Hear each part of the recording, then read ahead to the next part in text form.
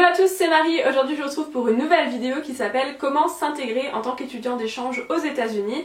Et donc je vous laisse avec la vidéo. Alors on sait tous que quand on est étudiant d'échange et qu'on atterrit dans un autre pays dont on veut apprendre la langue par exemple, c'est compliqué parce qu'on est tout seul et donc on habite dans une nouvelle famille qu'on connaît à peine et bien sûr on a envie de se faire des amis. Et donc vous avez été beaucoup à me demander sous mes autres vidéos à propos des États-Unis comment s'intégrer en fait, comment se faire des amis, comment réussir à être normal entre guillemets sur place. Et donc aujourd'hui je vais vous répondre. Donc la première chose c'est d'intégrer des clubs à l'école. Donc ça c'est par rapport à ce que moi j'ai connu aux États-Unis. Ils sont à fond sur les clubs. Pratiquement chaque élève du lycée fait une activité dans un club de l'école. Alors il y a plein de choses, hein. Il y a le club de théâtre, il y a tous les clubs sportifs. Donc en général il y a beaucoup de sports donc vous avez le choix. Et puis en plus vous n'êtes pas obligé de le faire toute l'année. Vous pouvez par exemple vous intégrer dans un club pour le premier semestre. Et on sait très bien que les sports c'est pas toute l'année, c'est par saison. Donc une fois que la saison est terminée, eh bien, vous n'êtes pas obligé de raccrocher sur un autre club, mais en tout cas vous aurez connu des gens grâce à ce premier club, donc ça peut être pas mal. Il y a aussi des clubs de robotics, des clubs de... Des clubs de quoi Des clubs de danse, des clubs de pom-pom girl, des clubs de...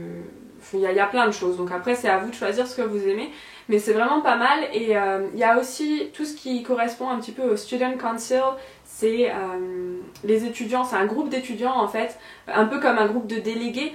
Donc ça en tant qu'étudiant d'échange, ça peut être quelque chose de super bien d'intégrer ce genre de groupe et d'aller un petit peu voir comment ça marche, parce qu'en général c'est eux qui prennent les décisions pour l'organisation des balles ou de prom ou des événements caritatifs et ce genre de choses. Donc ça peut être bien d'être impliqué là-dedans parce qu'en général ça vous ouvre aussi des portes pour rencontrer d'autres gens de l'extérieur du lycée. Donc voilà, pour ce qui est des autres pays, je peux pas trop parler parce que je connais pas trop, mais je sais qu'en Allemagne par exemple au lycée ils avaient aussi des clubs. Donc je pense que voilà, c'est un petit peu pareil. Après c'est à vous aussi de vous renseigner. La deuxième chose c'est de dire oui à votre famille ou à votre mère d'accueil ou votre père d'accueil dès qu'ils vous proposent d'aller quelque part. Même si c'est juste pour faire les courses ou même si c'est juste pour aller en ville pour 2-3 trucs. Voilà, dites oui, allez avec eux. De toute façon à la maison vous avez rien d'autre à faire, vous connaissez personne donc vous n'allez pas être sur Facebook, enfin voilà. Et de toute façon ne restez pas sur Facebook à envoyer des messages à vos amis en France parce que ça va plus vous porter préjudice qu'autre chose. Donc voilà, envoyez-leur un mail une fois par semaine par exemple. Ou même là, le soir quand vous êtes tout seul à la maison, mais voilà, la journée essayez vraiment de faire quelque chose avec votre famille. C'est très important parce que c'est quand même eux qui vous accueillent, c'est quand même eux qui vont prendre soin de vous pendant une année ou un semestre, ça dépend combien de temps vous partez. Et donc c'est important aussi d'apprendre à les connaître via leur vie de tous les jours en fait. Et donc si elle vous propose d'aller faire les courses par exemple, c'est qu'elle a envie que vous soyez là. Et surtout en fait c'est un bon moyen pour eux, pour la famille, de vous présenter à leurs propres amis et au village. Donc je sais que moi par exemple j'étais tombée dans une petite ville, hein, les villes américaines c'est différent d'en France, c'était une petite ville et donc tout le monde se connaissait en fait et c'était important pour eux de me présenter à leurs amis pour que tout le monde sache que j'étais là et que j'avais intégré la famille. Et donc je trouve que ça aurait été vraiment dommage de dire non, j'ai pas envie d'aller faire les courses, non j'ai pas envie de faire ça. S'ils ont déjà des enfants, et ben peut-être que ces enfants-là vont avoir des événements, par exemple un match de foot ou un match de basket ou quelque chose à l'école, une représentation. Et donc allez avec votre famille y assister comme si c'était vraiment votre frère ou votre sœur et que vous avez vraiment envie d'y aller. C'est mieux d'avoir vraiment envie d'y aller, mais sinon forcez-vous. Voilà, c'est très important pour s'intégrer et ça marche vraiment. Ensuite, la troisième chose, c'est de proposer votre aide aux différentes personnes qui vous entourent. Donc ça peut être à l'école ou dans la famille. En général c'est les deux choses qu'on a au début. Et donc proposer votre aide à l'école, ça peut être par exemple proposer votre aide à un professeur, par exemple le professeur de théâtre pour faire les décors de la pièce de théâtre, pour aider à peindre. Donc vous allez y aller après les cours et vous allez aider à faire les décors, à monter les décors. Donc là forcément vous allez parler avec des gens parce que vous ne serez pas tout seul. Ou ça peut être aussi à la maison, aider votre famille à, je sais pas, s'ils font des travaux, aidez-les à repeindre, ou si c'est juste pour ranger les courses, bah, aidez-les à ranger les courses. S'ils ont un chien, bah, aidez-les à sortir le chien. Ce genre de choses, juste aidez-les. Ça crée aussi des sujets de conversation, je veux dire, si vous avez rien à leur dire, vous allez leur demander ah bah est-ce que tu veux que je sorte le chien, ah bah où c'est que je peux aller le promener, bah combien de temps tu veux que j'y aille, à quelle heure on mange, comme ça je sais quand revenir. Et c'est vraiment des conversations toutes bêtes de tous les jours. mais qu'on n'ose pas forcément parce qu'on n'ose pas forcément demander, on veut pas trop déranger. Et donc là, pouf, d'un coup vous avez un sujet de conversation qui vient d'arriver. Donc moi je vous conseille vraiment de le faire. Et puis en général, voilà, vous vous engagez pas pour 3 semaines quoi, vous vous engagez pour un quart d'heure, donc voilà, c'est pas trop compliqué. Donc la dernière chose dont je voulais vous parler, c'est le fait de se caler sur leur rythme.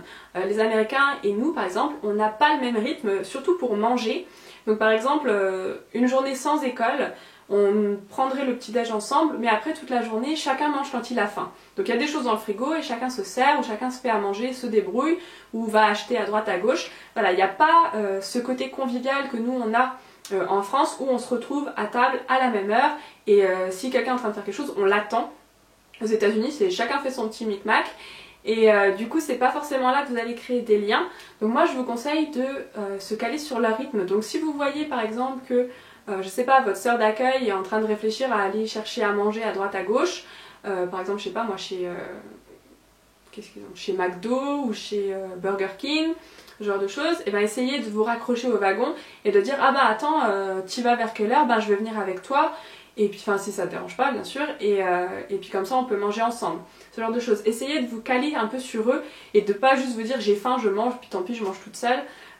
En tout cas, au début, après, bon, bah, chacun fait sa vie, vous pouvez pas toujours être collés les uns aux autres. Mais en tout cas, au début, ça peut être pas mal de vous raccrocher comme ça. Dans le même esprit, essayez toujours de vous caler sur eux. Par exemple, moi, dans ma famille d'accueil, les parents avaient décidé que, par exemple, une fois par mois, on mangerait tous à table le soir, ensemble.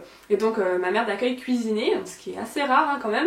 Elle cuisinait et on se retrouvait tous autour de la table et on faisait un tour de table pour savoir comment la journée de chacun s'était passée. Je trouvais ça trop bien.